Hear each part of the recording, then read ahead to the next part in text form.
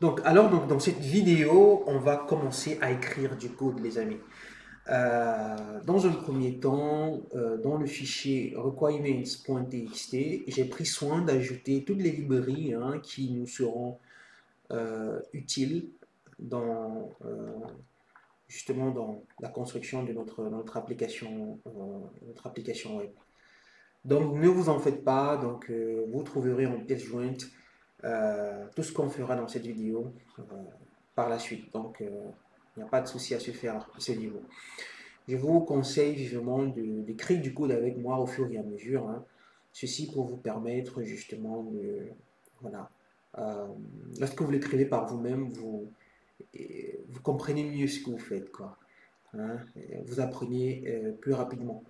Alors, donc je vais venir ici dans le dossier DB. Sans plus tarder, je vais créer un nouveau fichier. Je vais appeler ok, database.py. Database. Donc, je vais créer donc ce nouveau fichier là. Et dans ce fichier-ci, donc on va en Python on appelle ça module. Donc, je vais appeler ça donc, database module. Ok. Et donc dans ce module, on va créer donc la classe qui va nous permettre de gérer la connexion à la base de données. Donc on va commencer par importer certaines librairies qui vont nous être utiles. Donc je vais commencer par importer donc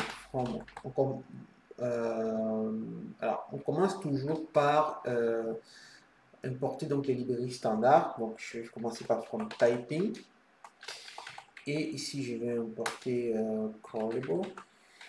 Voilà. Puis je saute une ligne et puis je commence à importer donc les librairies externes. Je pense que comme librairie, alors si j'ai notre librairie interne à Python que je dois importer, c'est from context lib. Donc je vais venir importer donc l'async context manager, ok, et aussi l'abstract context manager. Je vais donc aussi importer, donc c'est bon comme ça. Donc je saute une ligne et je vais venir ici importer SQL from SQL Alchemy. SQL Alchemy, c'est justement on va dire ça comment. Je vais d'abord les installer pour commencer. SQL Alchemy, c'est l'ORM qui va gérer donc, qui va être une sorte d'interface entre la base de données et nos classes Python. Ok. Donc je vois que mon environnement virtuel là n'est pas activé, donc je vais très rapidement l'activer. Donc je pense que je devrais aller je suis dans là, donc je devrais faire comme ça. Donc je devrais l'activer et je devrais venir installer donc tous ces librairies là. Donc je pense que type install R. Non, je m'en vais dans l'application d'abord. Donc, vu que dans mon application, c'est dans le dossier app que j'ai requirements. Donc là, je peux faire install r requirements txt. Et ça devrait installer donc toutes les librairies qui se trouvent donc dans le fichier requirements.txt. Ok. Donc une fois toutes ces librairies sont installées, on va importer donc SQL Alchemy qui va nous aider aussi, comme j'ai tantôt, pour communiquer avec notre base de données. Euh, voilà, donc on va attendre encore quelques secondes. On va attendre encore quelques secondes et ça devra se faire.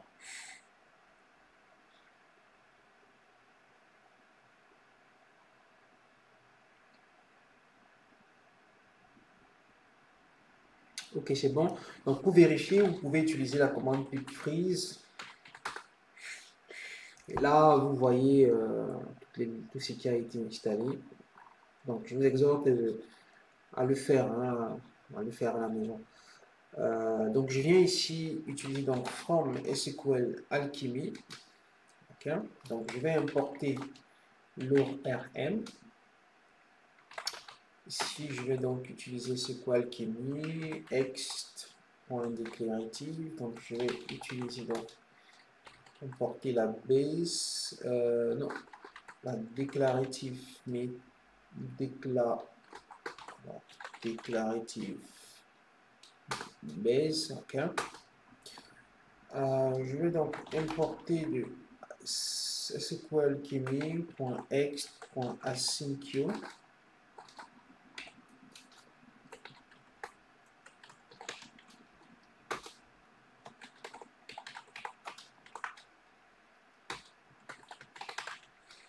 Donc je vais importer la sync engine.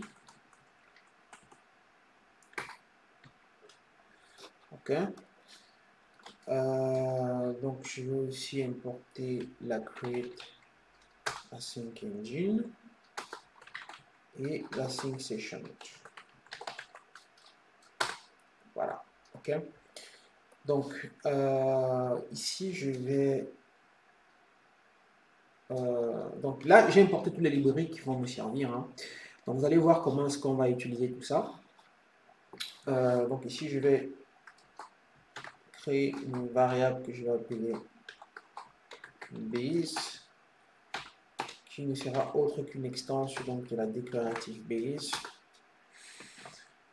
Donc ici par la suite, donc je vais venir donc créer ma classe que je vais appeler database,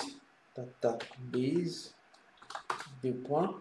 Ma classe aura un constructeur, hein, le constructeur, l'équivalent du constructeur en Python c'est init self. Donc ici je vais passer en paramètre db_url. Alors je rappelle que cette fonction ne va rien retourner. Donc on met la non. Donc à l'intérieur de ma fonction, voilà, donc ce que je vais faire ici, c'est on peut faire un print hein, pour le debug plus tard, ça va nous servir plus tard. Hein. Donc on va mettre là url db.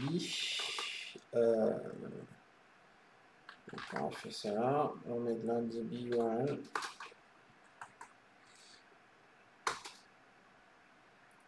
Et puis là, ce qu'on va faire, c'est qu'on va créer une variable qu'on va appeler engine. Et en fait, cette variable ici sera de type async engine. Ok? Parce qu'il s'agit en fait d'une base de données. On veut se connecter à la base de données de façon asynchrone. Donc tout ce qu'on va faire sera asynchrone. Toutes les méthodes qu'on va utiliser seront asynchrones. Donc on va utiliser donc la create async engine. Donc là, on va créer le moteur de connexion, create async engine. Et justement, dans cette fonction, on va passer d'abord donc l'URL. On a besoin de l'URL à la base de données. Donc db URL. Puis on a besoin, alors l'écho, cette variable, ce paramètre, hein, c'est juste, c'est pas très utile. Hein. Donc si vous le passez, si vous l'affectez la valeur true, en réalité, tout ce qui se passe au niveau de la base de données, il va afficher tous les logs. Or, on n'a pas envie d'afficher tous les logs, parce qu'à un moment donné, ça peut devenir très fastidieux de voir tout ça au niveau de la console. Donc, mais si vous voulez voir les logs des opérations hein, qu'on effectue au niveau de la base de données, donc vous passez la valeur true à la variable echo. Par la suite, vu que on compte dans le cadre de cette formation utiliser la base de données SQLite, hein, juste pour simplifier les choses au maximum, donc on est obligé de passer ici l'autre paramètre qui s'appelle connect argument. Et ce paramètre va prendre un dictionnaire en valeur. Donc ici on aura check sim treat comme ceci. Et on va lui donner la valeur check sim treat, on va lui donner la valeur true. Pourquoi est-ce qu'on donne la valeur true? Qu'est-ce qui se passerait si on donnait la valeur false ici? En fait, lorsqu'on se connecte à la base de données de façon avec SQLite, en réalité, ce qui se passe, c'est que le thread, ce qu'on appelle les threads, hein, ce qu'on appelle les processus, le thread va utiliser, si on passe la valeur vraie, alors le thread va utiliser la connexion. Okay? Le thread actuel, donc le thread courant va utiliser la connexion à la base de données. Par contre, si on met ce paramètre à false, ce qui va se passer, c'est que la connexion à la base de données sera partagée hein, par différents threads. Donc la connexion au niveau de la base de données sera partagée par différents threads. Et pour toutes les opérations d'écriture, hein, on peut avoir une corruption des données, justement due au fait que la connexion est partagée par différents threads. Donc pour justement éviter cette corruption des données, l'utilisateur devra essayer de traiter en fait les opérations d'écriture. Et comme on veut éviter toute cette complication, on passe donc la valeur true. Et en général, par défaut, ce paramètre checksumTreat a la valeur true. Okay? Donc justement, pour éviter toutes ces complications que je viens de vous énumérer. Voilà, donc c'est bon qu'avec notre engine il est prêt. Donc là maintenant, ce que je vais faire, c'est que je vais utiliser, je vais créer notre variable que je vais appeler SessionFactory. Okay. Et c'est là que je vais donc utiliser mon ORM. Donc je vais créer ce qu'on appelle une scope session. Une scope session, en fait, c'est un objet. Hein. En fait, il représente un registre de plusieurs objets de session. En quelque sorte, la scope session va gérer tout ce qui concerne la session. Okay? Une session au niveau de la base de données. Et en fait, ce scope session en réalité est construit lorsque effectivement on l'appelle. Donc à l'intérieur de cette scope session, on va passer ce qu'on appelle un factory. Hein?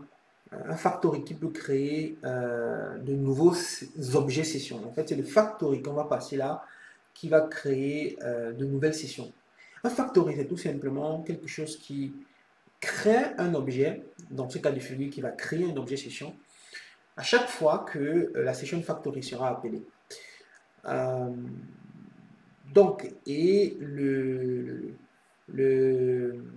Le factory le plus commun hein, à la scope session, ce qu'on va appeler donc la session maker. Donc, ce qu'on va appeler session maker. Donc, c'est ça notre factory. Et c'est ça qui va créer donc un objet session à chaque fois que la session factory sera appelée. Donc, à l'intérieur, je vais passer différents paramètres. Donc, je vais passer premièrement ce paramètre classe, cet argument classe, qui aura pour valeur async session. Donc, async session, pourquoi? Parce qu'effectivement, comme je vous l'ai dit, tout ce qu'on gère ici est asynchrone. Donc, on utilise vraiment les nouvelles fonctionnalités de Python. Hein. Dans tout ce que je vais écrire là, donc c'est vraiment les nouvelles fonctionnalités de Python au maximum.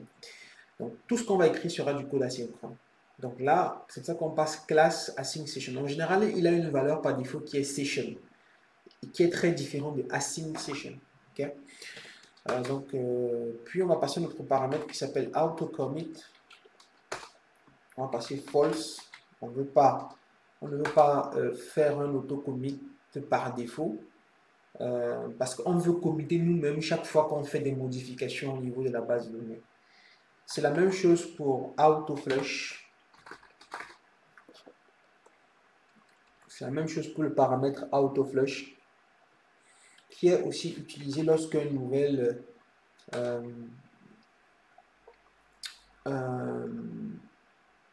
session est créée au niveau de la base de données. Donc, on va lui passer aussi la valeur false. Par la suite, on va passer on va lier justement notre engine à cette session. Okay?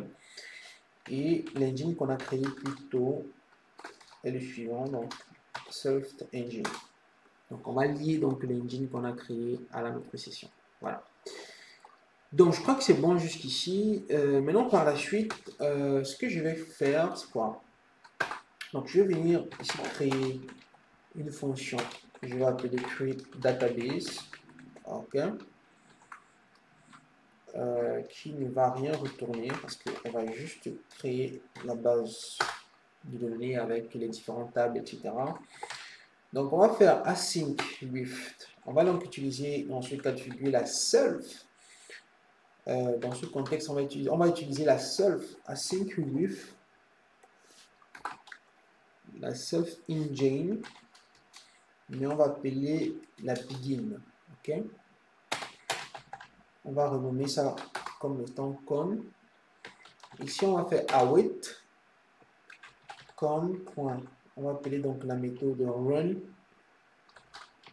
sync et on va utiliser donc la base qu'on a créée plus haut là. On va faire metadata point create all. Voilà, donc je crois que c'est bon là. Alors, qu'est-ce que je viens de faire là, tout simplement? Il ne faut pas que ça vous embrouille, hein. Je crois que c'est une fonction assez très simple, assez simple autant pour moi.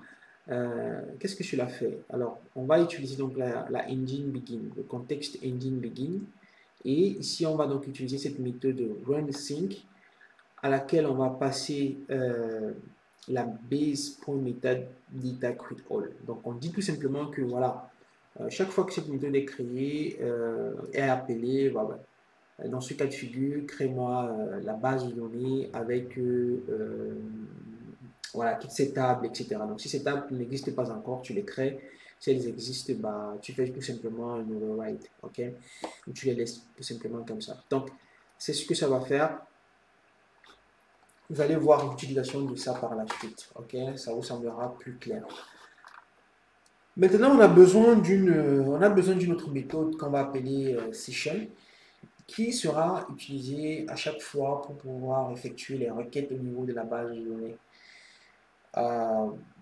Alors, ce ne sera pas une méthode, ce sera une méthode particulière parce que ce sera ce qu'on appelle une méthode génératrice. Donc, on va utiliser donc le décorateur async contest manager, ok?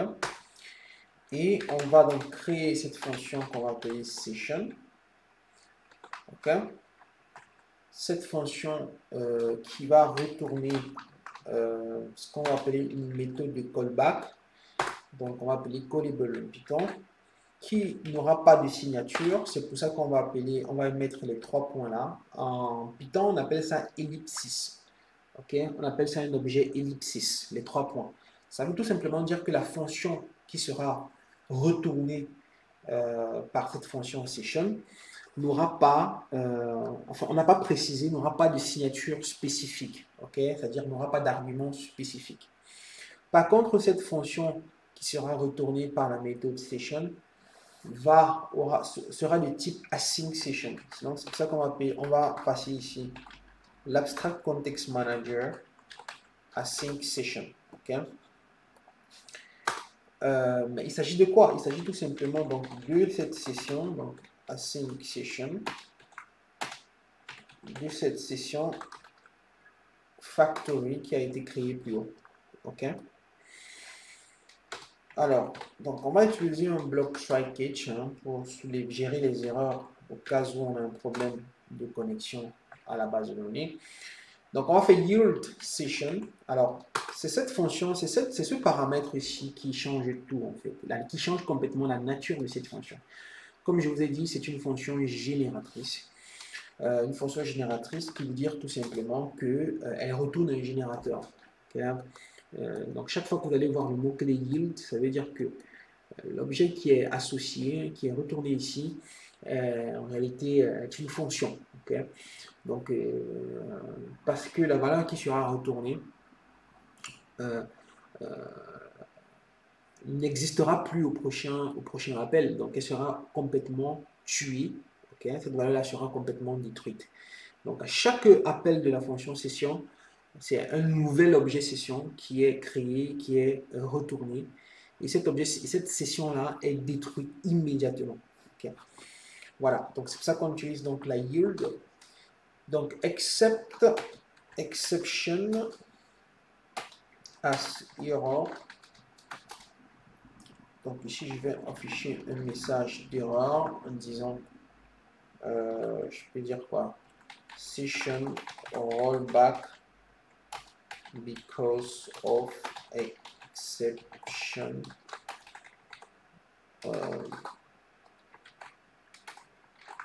Donc là, je fais erreur. Donc j'affiche l'erreur, un petit message d'erreur. et je fais justement la rollback.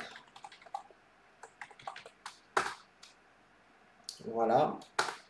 Et voilà, donc je peux faire une espèce de race si je dis error. Voilà, donc tout simplement.